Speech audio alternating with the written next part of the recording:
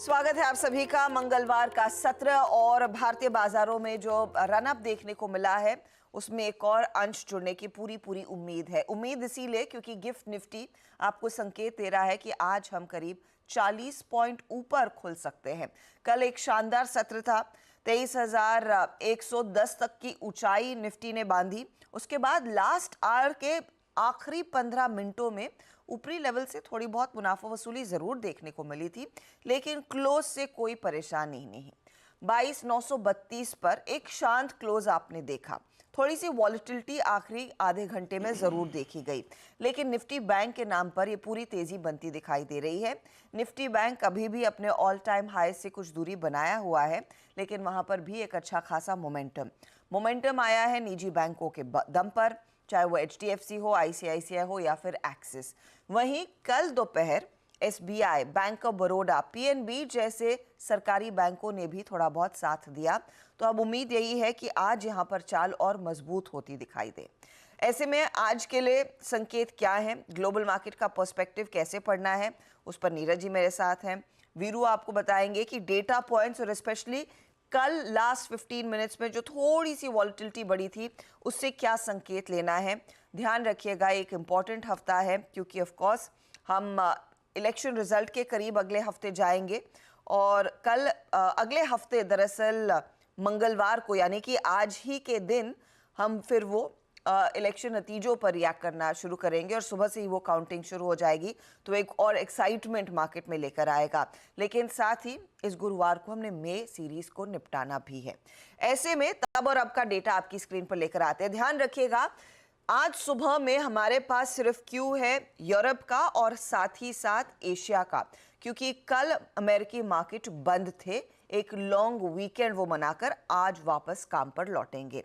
इस बीच तब और अब में जब हम कल मार्केट क्लोज कर रहे थे 39,123 के आसपास डाउ फ्यूचर्स था, 174 तक के लेवल्स आ गए, यानी कि 50 पॉइंट की बढ़त वहां पर बनती दिखाई दे रही है।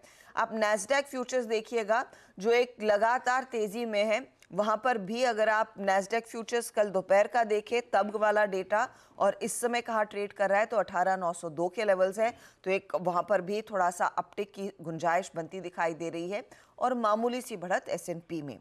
बॉन्ड इंडेक्स क्रूशल है, बॉन्ड इंडेक्स स्टेडी दिख रहा है इस समय अगर आप गौर करें। साथ ही साथ डॉलर इंडेक्स में भी हल्की सी टेपरिंग देखने को मिल रही है। क्रूड एक तरफ फिर बढ़ गया है $83 के आसपास और सोना भी है जहां पर थोड़ी सी बढ़त देखने को मिली है। ये है वो तमाम डेटा पॉइंट्स जो इस समय आपकी स्क्रीन पर है।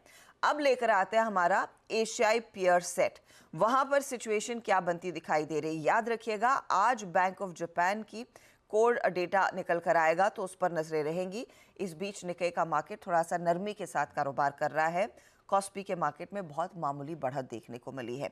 तो ग्लोबल सेटअप में ओवरनाइट तो ज्यादा कुछ है नहीं नीरज जी, लेकिन इन संकेतों को पढ़ना कैसे है जो भी कुछ निकल कर आया है। हाँ देखिए, कल यूएस और यूके बंद थे, अलग अलग कारणों से छुट्टियां थी वहाँ पे, लेकिन यूरोप मार्केट फ्लैट ही था। और आज जो फ्यूचर्स मार्केट से अगर आप क्यू लेना चाहें यूएस के या एशिया के, तो वो एकदम फ्लैट टू नेगेटिव कहें या फ्लैट टू पॉजिटिव कहें, वो फ्लैट से काम काज कर रहे हैं, क्योंकि ग्लोबली कोई ऐसा बड़ा थ्रेड या ऐसा कोई बड़ा क्यू है नहीं जिस पे मार्केट इंस्टेंटली रिएक्ट करें या उसको प्रीएम्प्ट करने की कोशिश करें।